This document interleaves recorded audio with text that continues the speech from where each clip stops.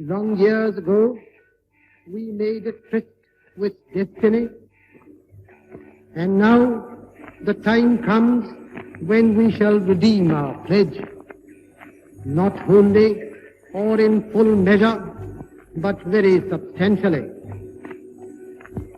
At the stroke of the midnight hour, when the world sleeps, India will awake to life and freedom. Hello everyone, happy Independence Day. The video we just saw was from the now famous Tryst with Destiny speech by our first Prime Minister, Pandit Jawaharlal Nehru, made on 14th August 1947, the eve of India's independence. However, our independence was not handed over to us on a platter. Hundreds and thousands of ordinary Indians like you and I toiled for years and years, shed tears, fought against injustice, laid down their lives in order to give us India as we know it today. But the struggle did not end there. With so many different languages, cultures, distinct in their own right, coming together, nobody around the world gave India a chance. Everybody assumed that soon enough India will disintegrate into smaller states. But we persevered. Today, India has achieved a lot. We have eradicated polio. India's last polio case was reported in West Bengal in January 2011 when a young girl was paralyzed by polio. Since then, no other such case has been reported. In March 2014, the World Health Organization certified the Southeast Asian region, which includes India, a polio-free region. On November 5, 2013, it was marked as one of the most significant days in Indian history. With the liftoff of Mars Orbiter mission spacecraft, India's first interplanetary mission was executed. Mangalayan entered Mars orbit on September 24, 2014, making India the first Asian country and only the fourth in the world to enter the Mars orbit in its first attempt. One of the major achievements of the decade was the approval of the Right to Education Bill by the Cabinet on July 2, 2009. Later on, Rajya Sabha and Lok Sabha passed the bill on July 20th and August 4, 2009 respectively. It finally received the President's assent and was notified as law on August 26, 2009. It was the first time in the history of India that a law was brought into force by a speech by the Prime Minister. On August 11, 2008, Abhinav Bindra won the gold medal in 10-meter air rifle event at 2008 Summer Olympics in Beijing. He became the first Indian to win an individual gold medal at the Olympic Games. Apart from Bindra, wrestler Sushil Kumar won a bronze medal in the men's 66 kilo freestyle wrestling category. Also, boxer Vijender Kumar became the first Indian boxer to win an Olympic medal after clinching the bronze. There were many more, and today we have earned respect on the world stage. None of this was easy. Blood and sweat of the leaders and ordinary citizens alike helped build India of today. And here, some names deserve a special mention: the builders of modern India. We start with Dr. Homi Jehangir Bhabha. Colloquially known as the father of Indian nuclear program, Bhabha was the founding director of Atomic Energy Establishment Trombay, which is now named the Bhabha Atomic Research Center in his honor. War prompted him to remain in India and he accepted a post of reader in physics at the Indian Institute of Science in Bengaluru, headed by the Nobel laureate C.V. Raman. In 1948, he was appointed of Bhabha as the director of the nuclear program and tasked to develop the nuclear weapons. Soon after, Bhabha gained international prominence after deriving a correct expression for the probability of scattering positrons by electrons, a process now known as Bhabha scattering. His major contribution included his work on Crompton scattering, our process, and furthermore the advancement of nuclear physics. He was awarded Padma Bhushan by Government of India in 1954.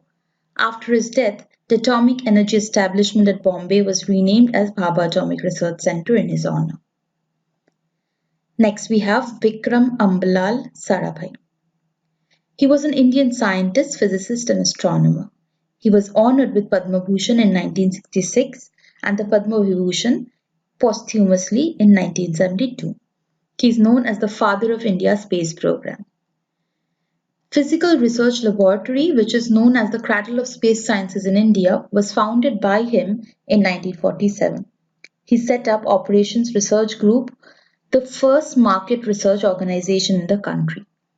Most notable among the many institutes he had set up are the Nehru Foundation for Development in Ahmedabad, the Indian Institute of Management in Ahmedabad, the Ahmedabad Textile Industries Research Association, and along with his wife Mrinalini Sarabhai, he founded the Darpan Academy of Performing Arts. Other projects and institutions initiated or established by him include the Faster Breeder Test Reactor in Kalpakkam, Variable Energy Cyclotron Project in Calcutta, Electronics Corporation of India Limited in Hyderabad, and Uranium Corporation of India Limited in Jadugoda in Jharkhand. Sarabhai started a project for fabrication and launch of an Indian satellite. As a result, the first Indian satellite, Aryabhata, was put in orbit in 1975 from a Russian cosmodrome. He was the founder of Indian Space Research Organization, or ISRO. Next, we have Prashant Chandra Mahalanobis. He was an Indian scientist and applied statistician. He is best remembered for the Mahalanobis distance, a statistical measure, and for being one of the members of the first Planning Commission for Free India. Mahalanobis distance is one of the most widely used metric to find how much a point diverges from a distribution based on measurements in multiple dimensions. It is widely used in field of cluster analysis and classification. He made pioneering studies in anthropometry. He founded the Indian Statistical Institute and contributed to the design of large-scale sample surveys. He introduced the concept of pilot surveys and advocated the usefulness of sampling methods. For his contributions, Mahalanobis has been considered the father of modern statistics in India. In 1950s, he played a critical role in the campaign to bring India its first digital computer. He received one of the highest civilian awards, the Padma Vibhushan from the Government of India, for his contribution to science and services to the country. He died on 28 June 1972, a day before his 79th birthday, and even at that age, he was still actively doing research work and discharging his duties as the Secretary and Director of Indian Statistical Institute and as the Honorary Statistical Advisor to the Cabinet of Government of India. Mankombu Sambasivan Swaminathan or MS Swaminathan. He is an Indian geneticist and administrator known for his role in India's Green Revolution, a program under which high-yield varieties of wheat and rice were planted. Swaminathan has been called the father of Green Revolution in India for his role in introducing and further developing high-yielding varieties of wheat in India. He is the founder of MS Swaminathan Research Foundation. His stated vision is to rid the world of hunger and poverty, and he is an advocate of moving India to sustainable development, especially using environmentally sustainable agriculture, sustainable food security, and the preservation of biodiversity, which he calls an evergreen revolution. From 1702 to 79, he was the Director General of Indian Council of Agricultural Research. He was Principal Secretary, Ministry of Agriculture from 1979 to 1980. He served as Director General of the International Rice Research Institute and became President of the International Union for the Conservation of Nature and Natural Resources in 1988. In 1999, Time magazine placed him in the Time 200 list of the most influential Asian people of the 20th century. Dada Saheb Phalke or Dhundiraj Govind Phalke. He is popularly known as Dada Saheb Phalke, and he was an Indian producer, director, screenwriter known as the father of Indian cinema. His debut film, Raja Harishchandra, which was the first Marathi cinema, was the first Indian movie in 1913 and is now known as India's first full-length feature. He made 95 feature-length films and 27 short films in his career spanning 19 years until 1937. The Dada Saheb Phalke Award for Lifetime Contribution to Cinema was instituted in his honor by Government of India in 1969. The award is one of the most prestigious awards in Indian cinema and is the highest official recognition for film personalities in the country. A postage stamp bearing his likeness was released by India Post to honor him in 1971. An honorary award from the Dadasaheb Phalke Academy, Mumbai, was introduced in the year 2001 for lifetime achievement in Indian cinema. Dhyan Chand was an Indian hockey player and one of the greatest hockey players in the history of sport. He was known for his extraordinary goal-scoring feats, in addition to earning 3 Olympic gold medals in 1928, 1932 and 1936 during an era where India dominated field hockey. His influence extended beyond these victories as India won field hockey event in 7 out of 8 Olympics from 1928 to 1964. Dhyan Chand remains a legendary figure in Indian and world hockey. His skills have been glorified in various apocryphal stories, anecdotes, etc., and a number of these revolve around the fact that he had an extraordinary control over dribbling the ball. Chand's birthday on 29th August is celebrated as National Sports Day in India.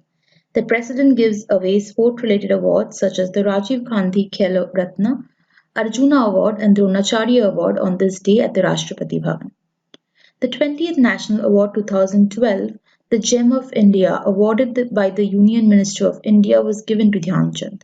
The award was received by his son, Ashok Dhyan Chand, who is a hockey Olympian in his own right, on behalf of his deceased father. India's highest award for lifetime achievement in sports is the Dhyan Chand Award, which has been awarded annually from 2002 to sporting figures who not only contribute through their performance but also contribute to the sport after their retirement. The National Stadium Delhi was renamed Dhyan Chand National Stadium in 2002 in his honor. That's all for this video. If you like this, please do like, share and subscribe. And from all of us here at GK Today, happy Independence Day once more.